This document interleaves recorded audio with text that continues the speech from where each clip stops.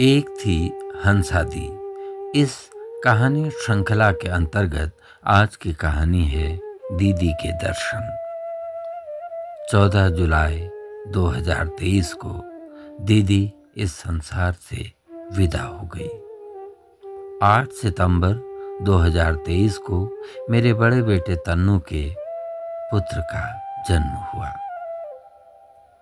दीदी ने उन 7 महीनों में न जाने कितनी तैयारियां की थी।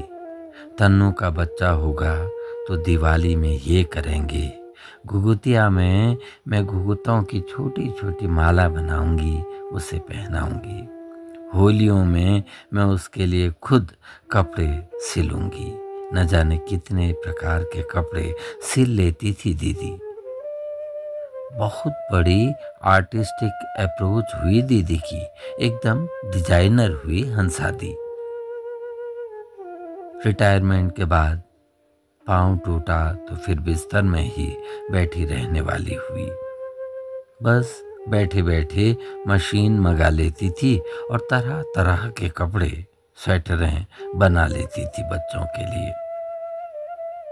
जब दीदी बीमार हुई तो हम उसे हल्द्वानी अस्पताल दिखाने के लिए गए। 5-6 दिन के लिए वो पहली बार रही, फिर 4-5 दिन के लिए घर आई। फिर से उसे जब अस्पताल जाना पड़ा तो फिर नहीं लौटी। जब पहली बार 5-6 दिनों के लिए हम लोग अस्पताल में उसके साथ रह रहे थे तो दीदी ने देखा कि मेरा सफ़ेद कुर्ता शायद बगल से फटा था। दीदी ने कहा था, बेना यहाँ सिउड़ धागनी मिल जानो, मैं तक सिण दी छी। भैया यहाँ सुई धागा नहीं मिल जाएगा, मैं इसे सिल देती। मैंने कहा दीदी नई कुर्ता मंगा लो। मैंने कहा था दीदी नया कुर्ता मंगा लेंगे। हाँ, हमेशा रेडीमेड कपड़ों में जो भी दिक्कतें होती थी दीदी की आदत हुई उन्हें ठीक कर देती थी। जैसे पजामों में नए आसन जोड़ लेना, कमीजों की बगलें यदि टाइट हो तो उसे खोलकर आरामदायक बना लेना। जब दीदी पहली बार अस्पताल से घर आई थी तो 4-5 दिन के लिए जब हम घर रहे तो दीदी फिर उसी प्रकार रोजमर्रा के काम में जुटना चाहती थी। बस इन 4-5 दिनों के लिए ही तो घर आई थी। उसके बाद तो फिर ऐसे विदा हुई कि कभी नहीं लौट। मैंने होलियां इस बार नहीं मनाई, सार्वजनिक कार्यक्रमों का संचालन भी नहीं किया। हाँ, होली के दिन पोते कविश को होली के कपड़े पहनाए, क्योंकि दीदी की हार्दिक इच्छा रही थी कि दीदी होली के कपड़े कविश के लिए खुद सिलेगी। मुझे लगा कि दीदी कहीं से देख रही है, कह रही है कि भव्वा को होली के लिए तैयार करो। किसी ने कहा दादा पोते की भी एक फोटो होनी चाहिए। मन रखने के लिए मैं अपनी अलमारी की ओर आया। वही सफ़ेद कुर्ता निकालने लगा। सोचा बगल फटी भी है तो फोटो में थोड़ी दिखाई देगी।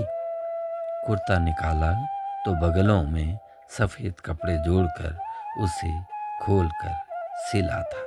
धर्मपत्नी गीता से पूछा, तूने सिला? तो उसने ना में सिर हिलाया। उसकी आंखों में आंसू थे, वो बोल नहीं पा रही थी। मैंने और कुर्ते देखे, सभी की मरम्मत की गई थी। अंडरवियर्स में नए इलास्टिक लगाए गए थे। उन 4-5 दिनों के लिए जब अस्पताल से दीदी घर आई थी तो मैं एक दिन के लिए बैंक इत्यादि के काम के लिए नैनीताल गया था। तो दीदी ने गीता से मेरे कपड़े मंगाकर उनकी मरम्मत कर ली थी। मैं कुर्ता पकड़कर फपक फपक कर रोने लगा। तभी बहू स्नेहा ने पोते कविश को मेरी गोद में डाल दिया। कविश की मुस्कुराहट में मुझे दीदी के दर्शन होने लगे। मैं कविश को गोद में लेकर घर में इधर उधर चलने लगा।